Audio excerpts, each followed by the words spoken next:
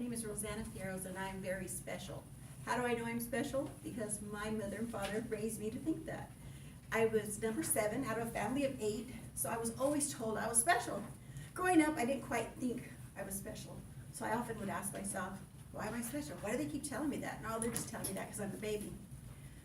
Well, in 1998, December 14th, 1998 to be exact, my friend called me up and he asked me to give him a ride.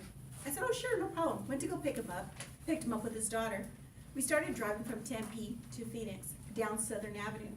We approached 24th Street, and he was driving because I was tired. When we pulled into the intersection, we were hit T-bone, smash, big old truck, and I was driving a 1992 Honda Accord. I thought it looked pretty cool at the time, but we were smashed by this huge SUV. He was driving. His daughter, who is a teenager, was sitting in the back with her boyfriend, who was about 16 also. I was in the passenger seat.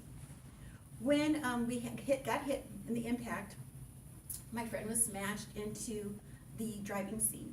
His daughter was unconscious, and her friend was also unconscious. I jumped out of the vehicle, and of course, I was raised on the south side, so I got up and I was very irate at the person that hit us. You know, I was like, hey, what's your problem? You know, what's going on? And the whole time I was dialing 911. I called my mom, I called his mom, I called the young girl's mom, I called everybody's mom. And then I proceeded to walk to the other side of 24th Street. Sitting there looking at the crash, I noticed everything that was going on, and I started to hyperventilate, and I started to cry, and then I don't remember anything. I guess I had passed out.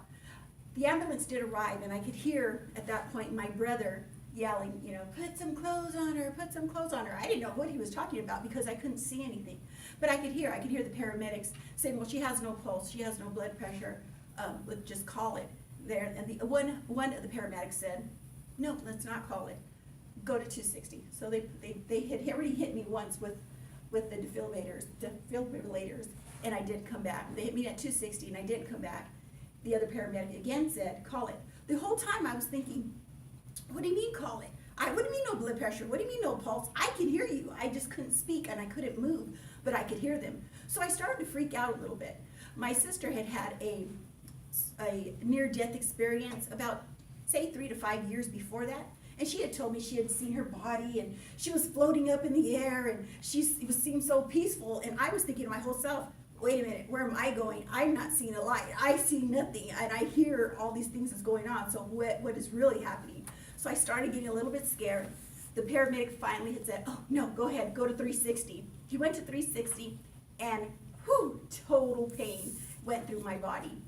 Right away, they put me in the ambulance, and at that point, a man approached me, and he was wearing a Scrubs type uniform, and he had long reddish brown hair, and he wore a goatee. He told me I was going to be all right, and don't worry. At that point, a sound came over the intercom, and there was a special police escort all the way to the emergency room. Needless to say, I get to the emergency room, and there's nothing wrong with me. I was fine.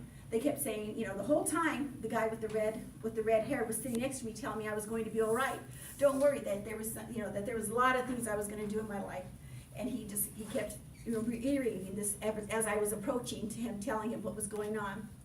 When I finished there, they took me to the CAT scan room. They brought me back, and I was ready to go to my room, and I wanted to tell, the guy, his name was Mark, he did tell me his name was Mark, to tell him thank you for sitting with me the whole entire time.